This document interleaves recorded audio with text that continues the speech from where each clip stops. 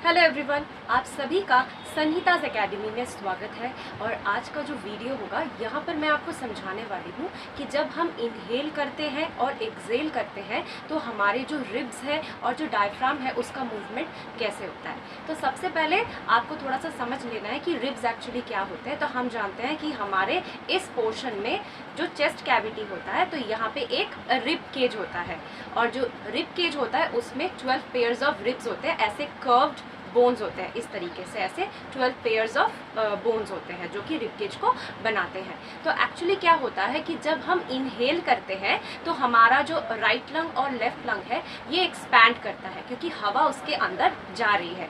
But हमारा जो chest cavity है उसका वॉल्यूम भी बढ़ना चाहिए ताकि जो लंग्स है उसको प्रॉपर स्पेस मिले जब वो एक्सपैंड कर रहे हो।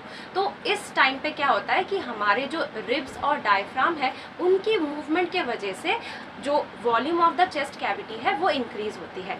और जब हम एक्सहेल करते हैं तो क्या होता है कि तब जो चेस्ट कैविटी का वॉल्यूम है वो कम हो जाता है और जो हमारे लंग्स है वो कॉन्ट्रैक्ट करते हैं क्योंकि हवा बाहर निकल जाती है। तो हम बारी बारी से देखेंगे कि हमारे रिब्स की मूवमेंट और डायफ्राम की मूवमेंट कैसी होती है जब हम सांस अंदर लेते हैं, यानी कि जब हम इनहेल करते हैं, और जब हम एक्सहेल करते हैं। तो सबसे पहले जब हम सांस अंदर भरते हैं यानी कि हम इनहेल कर रहे हैं तब रिब्स की मूवमेंट कैसी होती है तो वो मैं आपको समझाने वाली हूँ। तो वो एक डेमो के तौर पर मैं आपको दिखाऊंगी। तो देखिए, ये एक इमरजेंसी लाइट है, इसका जो हैंडल है ना उसको आप रिब्स समझिए, ठीक है। तो क्या हो रहा है कि हम हवा अंदर भर रहे हैं यानी कि हम इनहेल कर रहे हैं। तो इस टाइम पे क्या होगा कि जो चेस्ट कैविटी का जो वॉल्यूम है उसको बढ़ाना पड़ेगा ताकि जो हमारे लंग्स है वो प्रॉपर्ली एक्सपैंड करे।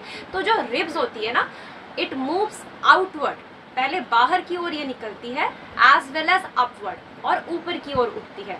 दोबारा से देखिए, the ribs move outward and upward. Okay, so ribs की मूवमेंट आपको समझ में आ गई।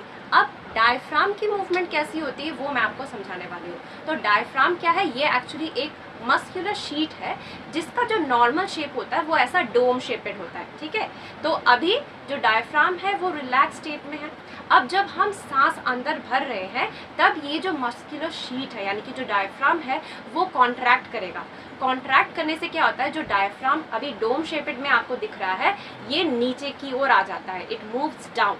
सो कॉन्ट्रैक्शन के वजह से ये एक स्ट्रेट लाइन जैसा स्ट्रक्चर बनाता है या फ्लैटेंड स्ट्रक्चर बनाता है।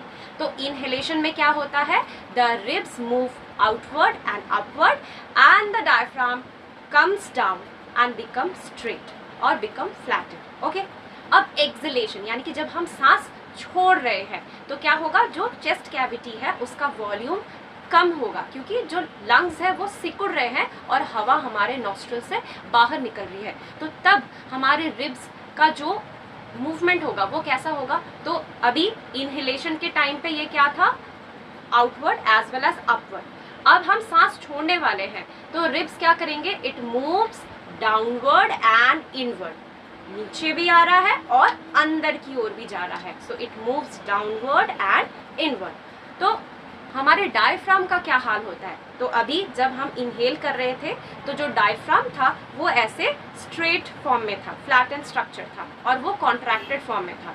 अब जब हम एक्सहेल करेंगे तो क्या करना पड़ेगा, चेस्ट कैविटी का जो वॉल्यूम है उसे कम करना पड़ेगा। तो डायफ्राम अभी रिलैक्स करेगा और अपने डोम शेपेड फॉर्म में दोबारा से आ जाएगा। तो क्या होता है, the diaphragm it moves up and comes back to its original dome shape. आशा करती हूँ कि आपको मेरा आज का वीडियो जो है पसंद आया होगा और मैंने जिस तरीके से आपको रिब्स और डायफ्राम की मूवमेंट को समझाई है during inhalation as well as exhalation वो भी आपको समझ में आया होगा। अगर आपको मेरा आज का वीडियो पसंद आया है तो प्लीज़ इस वीडियो को लाइक एंड शेयर कीजिए, मेरे चैनल संहिताज एकेडमी को सब्सक्राइब कीजिए और जो बेल आइकन है उसको प्रेस करके रखिए। अगर आपको ये तरीका पसंद आया है और ये आपको मेमोराइज करने में हेल्प कर रहा हो कि रिब्स और डायफ्राम की मूवमेंट कैसी होती है ड्यूरिंग इनहेलेशन एंड एक्सहेलेशन, तो आप मुझे कमेंट करके भी बता सकते हैं।